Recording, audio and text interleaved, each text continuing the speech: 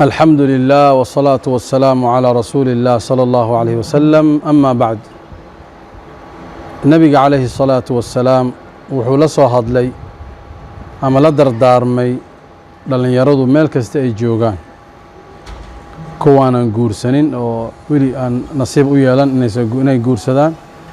wuxuu dhahay sal الله عليه وسلم يا معشر الشباب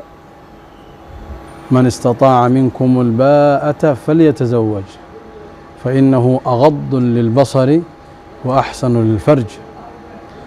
ومن لم يستطع فعليه بالصوم فإن له وجاء نبي أن يرى مركز هدلاي وناق خير أيو لدون عليه الصلاة والسلام خير كاسون إلهي أصدر سبحانه وتعالى قفكي يواذ إنه قرصده هق قرصده ده يوسن لبلبين مباشرة تتقار لها يدي هذا شق بلابي وإن نقولي هلا وقولي قبل أي كل قنته وإن وحوي مال إيجار مجالي كريم وهلم وجرة طيب أنت هذا إيجار جالي كريم دور سنة لبض لسدح سنة 4 سنة 5 سنة ما حد كل جوجيسة عفمان واقبتها العقن واهيستا فتن كي بديهين قبله ملك السعودان نبي دردارك اسمه ويسي طيب ما حد كل جوجيسة ما حد كون وران دونتا دي سي بديهين اللي يرى من الله صوم هذا صون يو عبادات مجران طيب marka qofka inuu guur isku ilaaliyo ama inuu soon isku ilaaliyo inta u dhaxayso fasaad weeye xaqiiqatan runtii hadii laga hadlo fasaad iyo mid baan saaxiibnahay iyo dhowr sana iswadnaa iyo waan sheekaysananaa iyo xiriir baa naga dhaxeeyay iyo wahlu mawajar intaas gabadhaas ajnabadka aad warkeeda dhageysanaysid xaraan way kuma banaana inaad la fadhiisato xaraan way ma banaana marka dardaaranka nabiga hadii la qaadan waayo fasaad baa imaanayso marka man istطاع منكم الباء ما أبودا إناد وحويا قرصته فليتزوج وحاد قصته كجرتا النبي صلى الله عليه وسلم إنه نين صحابية ويمت ولا يا رسول الله قربان ربا مركز ولا محاد هيستا وحبا ما هيستي ولو خاتم من حديد حتى هالفرانتيو برعتا ما هليست ما هلي كرولا تاستا ويقوا أدكتا لكن نين وحويان وأدك بان أهاي لنا قوركا waa la ahayaa guura u baahana marka waa la caawiyey waa loo guuriyey idan in soonkii ku ilaaliyo cibaadaadka isku ilaaliso inaad guursato gabar xalaal ku ah isku ilaaliso wixii dhaxdan oo ku jira waxa weeyaan dhibaatana imaato ay u badan tahay ilaahan ka mangalna subhanahu wa ta'ala marka dardaaranka nabiga aan qaadano wuxuu dhahay guurka wuxuu daboolaa indhaha waayo qofka indhiisa ma wareeganaya markuu guursado wuxuu kala ka dawo u yahay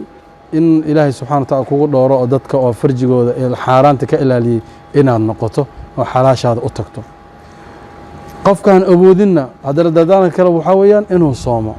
oo isniintii iyo khamiistii inuu iska soomo shahwada say u degto wixii meesha u dhaxeeyay marka nin xaaraan raadinayo ama qof xanuunsano aanba waxa weeyaan dareen aysan ku jirin ayuu iska noqon karaa wa sadaqa nabiy sallallahu alayhi wasallam وما ينطق عن الهوى إن هو إلا وحي يوحى بارك الله فيكم مركا وحان ليهي عن دردارما إن لقورسدو قورك قبلها وأباهيهين ويلاشن وأباهيهين مركا يا معشر الشباب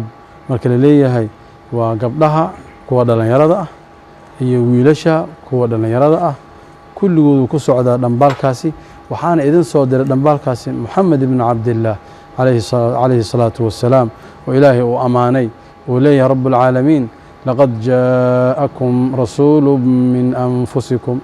عزيز عليه ما عنتم حريص عليكم بالمؤمنين رؤوف رحيم